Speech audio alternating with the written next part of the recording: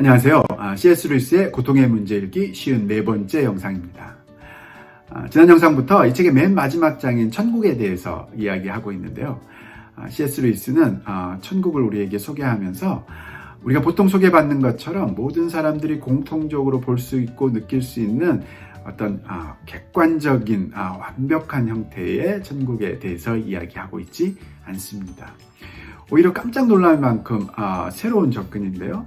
한 사람 한 사람 개인이 마음속 깊은 곳에서부터 갈망해오는 즉 주관적인 갈망의 대상으로서 천국을 우리에게 소개하고 있습니다.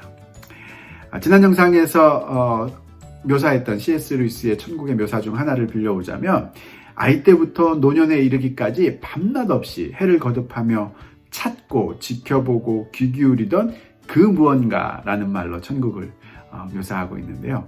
우리가 그 무언가, 즉 천국을 붙잡았던 적은 한 번도 없지만 만약 그것이 정말로 우리 앞에 모습을 드러내면 우리가 바로 그것을 알게 될 것이고, 그러면서 그래 맞아 내가 이것 때문에 지음받았어 라고 확신을 가지고 외치게 될 것이다 라고 이야기합니다.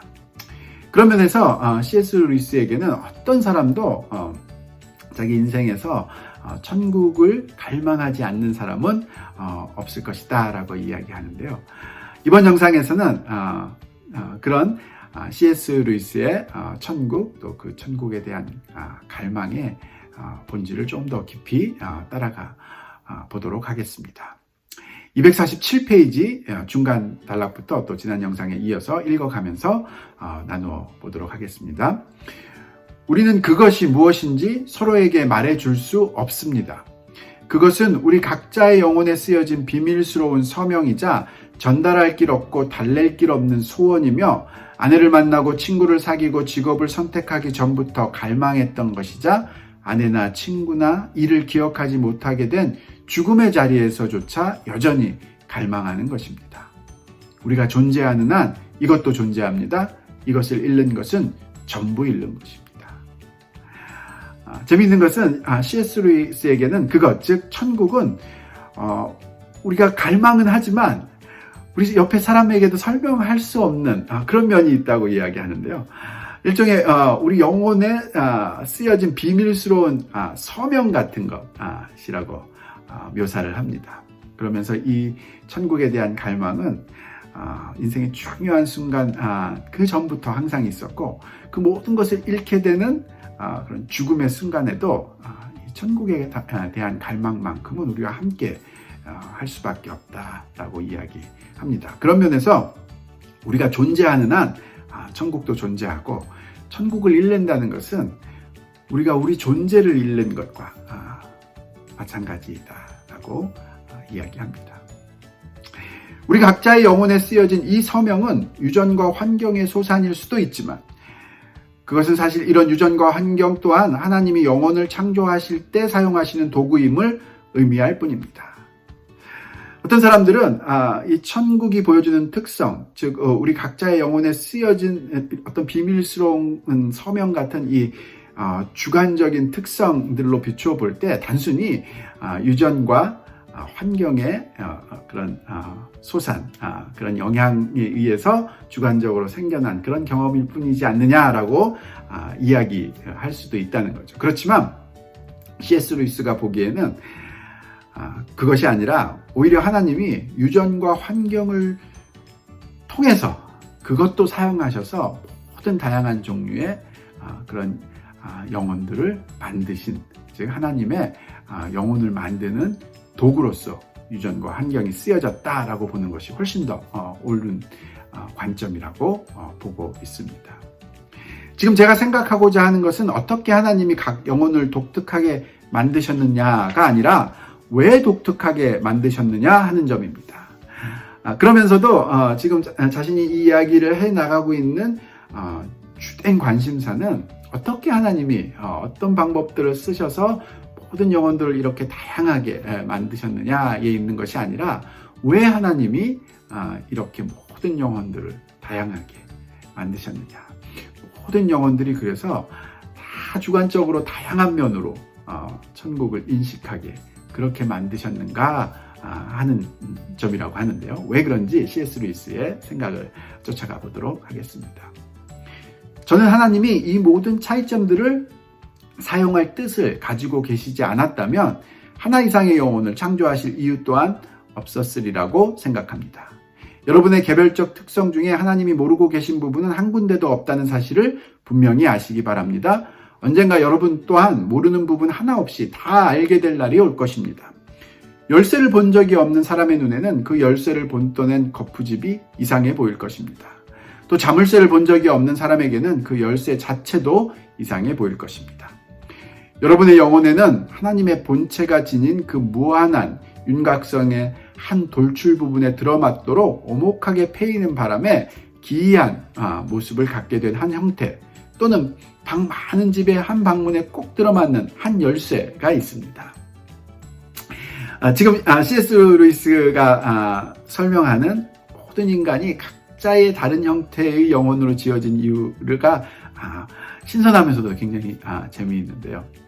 말하자면 모든 열쇠가 비슷하지만 전혀 다른 모습은 자물쇠를 본 적이 없는 사람에게는 굉장히 기이하게 여겨지겠지만 자물쇠를 본 사람은 왜 열쇠가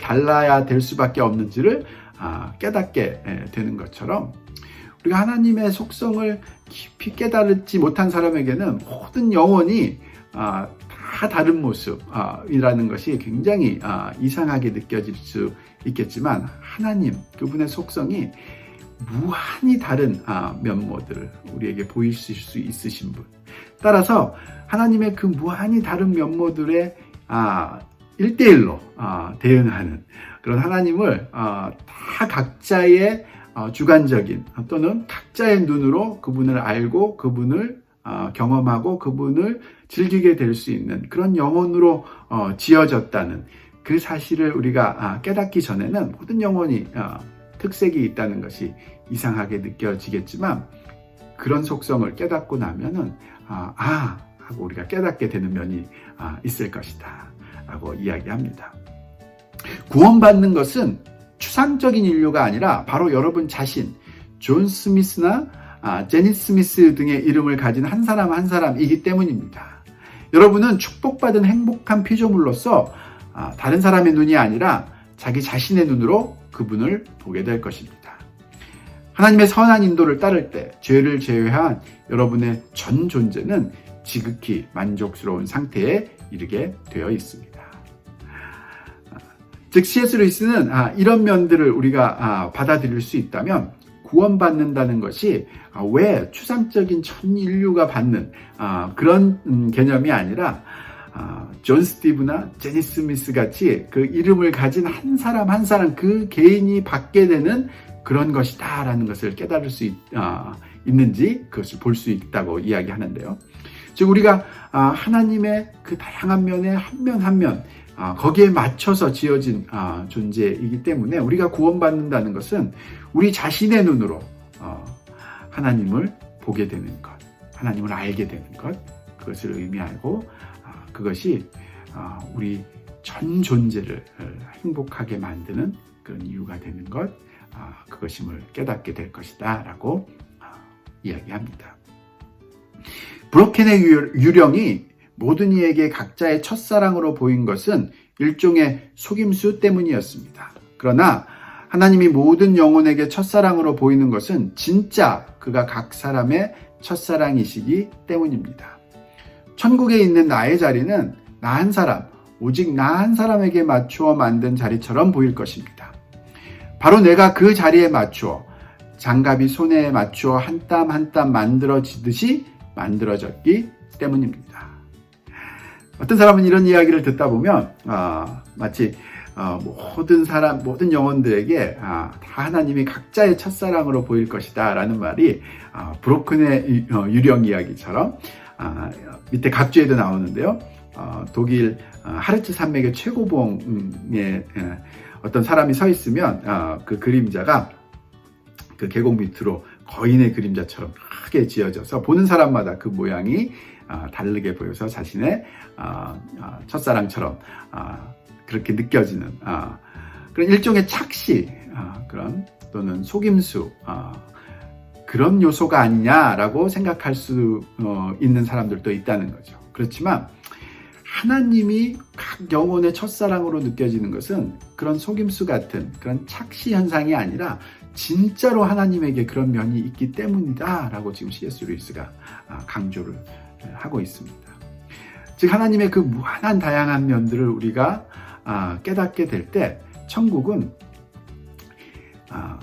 나를 위해서 지어진 것, 즉 내 자신이 하나님의 그 한 부분에 딱 맞추어서 지어진 존재이기 때문에 언젠가 내가 천국에 갔을 때 천국이 나를 위해서 존재하는 것이구나 라는 것을 깨닫게 되는 그때가 올 것이다 라고 C.S. 루이스는 우리에게 이야기합니다. 이런 관점에서 볼 때 우리는 지옥을 박탈이라는 측면에서 이해할 수 있습니다. 여러분은 손에 잡히지 않는 황홀경이 의식 바로 바깥에서 맴도는 것을 평생토록 경험해 왔습니다. 그런데 모든 희망을 넘어 자신이 마침내 그것을 얻게 되었음을 깨닫는 날, 또는 손만 뻗으면 잡을 만한 곳에 그것이 있었음에도 불구하고 영원히 잃고 말았음을 깨닫는 날이 다가오고 있습니다. 즉 우리가 천국의 이런 속성들을 깨닫게 되고 나면 지옥의 속성이 무엇이라는 것도 또 더 깊이 깨달을 수밖에 없게 될 것이다 라고 이야기하는데요. 즉 우리가 평생을 살면서 의식 저편에서 깊이 갈망하는 천국, 나만의 천국, 나라는 이 특수한 영혼을 완전히 행복하게 해주는 그런 특별한 존재로서의 천국이 있을 것 같은 그런 황홀경을 평생토록 경험하고 갈망해 오다가 어느 순간에 손만 뻗으면 닿을 것 같은 그것에 천국이 있음을 깨닫는 날, 그것을 붙잡는 사람은 천국의 영혼인 것이고, 그 순간 그 모든 것이 내 앞에 있음을 내가 분명히 알지만 그것에서 먼저 멀어져 갈 수밖에 없는 그런 운명에 처한 영혼이 바로 지옥의 영혼이며, 그런 의미에서 지옥은 박탈이라는 그 요소가 지옥의 영혼을 가장 슬프고 또 괴롭게 하는 그런 요소이지 않은가라는 면으로 또 C.S. 루이스는 우리에게 이야기하고 있습니다. 제가 값진 진주를 위험할 정도로 개인적이고 주관적인 개념으로 파악하는 것처럼 보일지도 모르지만 사실은 그렇지 않습니다. 이 값진 진주라는 이 표현은 마태복음 13장에 예수님이 천국을 비유해서 하신 표현인데요. 즉 C.S. 루이스가 하는 이 이야기를 듣다 보면 천국을 너무 위험할 정도로 개인적이고 주관적인 개념으로만 보고 있는 거 아니냐 하고 어떤 사람들이 이야기할 수 있다는 것, 그것을 자기가 잘 알지만 사실은 그렇지 않다라고 하면서 왜 그런지 이유를 설명하려고 하는데요. 같이 한번 들어보죠. 제가 말하고 있는 그것은 어떤 경험이 아닙니다. 여러분이 경험하는 것은 그것이 아니라 그것의 결핍입니다. 즉 자신이 말하고 있는 그것, 즉 천국은 주관적인 것이 아니라는 거죠. 여러분이 경험하는 그 주관적인 경험이라는 것, 우리에게 주관적으로 다가오게 만드는 그 요소는 그 자체, 천국 그 자체가 아니라 그 천국의 결핍을 경험하는 우리의 경험이 바로 모든 영혼마다 주관적으로 느껴지게 하는 그런 요소다라고 이야기합니다. 좀 복잡한 것 같은 느낌도 있지만 계속 한번 따라가 보도록 하겠습니다. 그것 자체가 어떤 생각이나 이미지나 감정 속에 실제로 구현된 적은 한 번도 없습니다. 그것은 항상 여러분 바깥으로 불러냅니다. 즉 그것, 천국 그 자체는 우리 가운데 이미지나 감정 속에 실제로 그 모습을 드러낸 적은 없다고 이야기합니다. 오직 그것이 하는 것은 우리를 그 천국을 갈망하게 함으로써 우리의 자아를 우리 바깥으로 불러내는 역할을 한다고 이야기하는데요. 구체적으로 또 어떤 모습인지 계속 따라가 보도록 하겠습니다. 여러분이 그것을 따라 자신 바깥으로 나가려고 하지 않고 제자리에 앉아 그 갈망만 골똘히 생각하며 고이 간직하려 든다면 오히려 그 갈망이 여러분을 피해갈 것입니다. 생명으로 들어가는 문은 대개 등 뒤에서 열리며 보이지 않는 장미 향기를 떨쳐내지 못하는 자를 위한 유일한 지혜는 이라는 것입니다. 이 비밀스러운 불은 부채질할 때 오히려 꺼져버립니다. 반면에 그것을 무시한 채 교의나 윤리 같은 의외의 연료를 공급하면서 자기 의무에 전념할 때 비로소 활활 타오르게 되어 있습니다. 즉 어떤 사람이 그것에 대한 그 느낌을 잊지 못해서 그 갈망만을 골똘히 생각하고 있으면 오히려 그것은 사라져버리고 만다는 것이죠.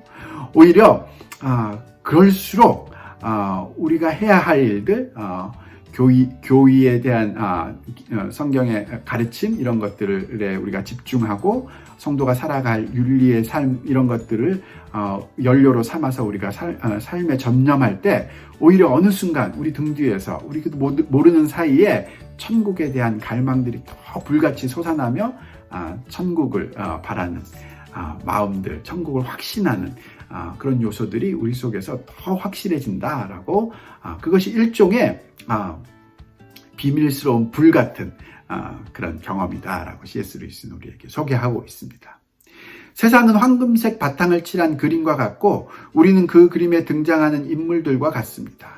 그림에서 걸어나와 죽음이라는 광대한 차원으로 들어가기 전까지는 그 황금빛을 볼 수 없습니다. 즉 우리가 살고 있는 이 세상은, 인생은 황금색 바탕을 칠한 그런 바탕색이 황금인 그 그림 속에 우리 자신은 거기에 주인공 같은 그런 요소여서 우리가 그 그림에서 벗어나와서 바깥으로 걸어나와 죽음이라는 완전한 다른 차원으로 가기 전까지는 그 황금색의 원류를 보지 못할 것이다. 즉 죽기 전에는 우리가 천국을 완전히 보지 못할 것이다 라고 이야기합니다. 그러나 그것에 대한 암시는 받을 수 있죠. 다른 은유를 쓰자면 등화관제가 완전히 이루어지지 않았다고 할 수 있습니다. 즉 여전히 틈새에서 새어나오는 빛들이 있다는 것입니다. 그래서 때때로 일상적인 장면이 그 비밀을 드러내며 크게 드러나는 순간들을 경험하게 됩니다. 그렇지만 하나님께서 우리에게 주신 이 실제 우리 인생 황금빛 바탕 속에 그려진 그림 같은 그런 인생들이 의미하는 바가 비록 우리가 죽음을 거치지 않으면 그 황금빛 속으로 들어갈 수는 없지만 우리가 마치 등화관제가 완전히 안 된 것처럼 캄캄한 밤하늘에 별을 보는 것처럼 그 어둠 속에서 새어나오는 그 불빛들, 천국의 요소들은 우리가 인생 속에서 얼마든지 경험하게 하시는 것, 그것이 하나님이 이 세상을 지으신 우리가 처해 있는 이 실제의 모습이다라고 이야기합니다. 이것이 제 견해입니다. 어쩌면 이 견해가 틀렸을지도 모르겠습니다. 이 비밀스러운 갈망 역시 옛사람의 일부로서 십자가에 못 박혀 끝장나야 하는 것일 수도 있습니다. 그러나 저의 견해에는 이 견해를 부인할 수 없게 만드는 비결이 하나 들어 있습니다. 자신의 이 견해, 어쩌면 틀렸을 수도 있을지 모르겠다고 이야기하네요. 어쩌면 지금 자기가 강조하는 이 천국에 대한 갈망, 이 경험들은 역시 우리가 하나님을 생각하면서 빨리 잊어버리고 하나님에게 집중해야 하는 어떤 그런 인간적인 요소일 수도 있지 않을까라는 생각에 이해는 가지만 그렇지만 결국 자기가 생각하기에는 자신의 견해가 틀리지 않았다. 자신이 자신의 견해를 부인할 수 없게 만드는 어떤 비결이 하나 있다고 하는데요. 그것이 무엇인지에 대해서는 다음 영상에서도 계속 이어서 나누어 보도록 하겠습니다.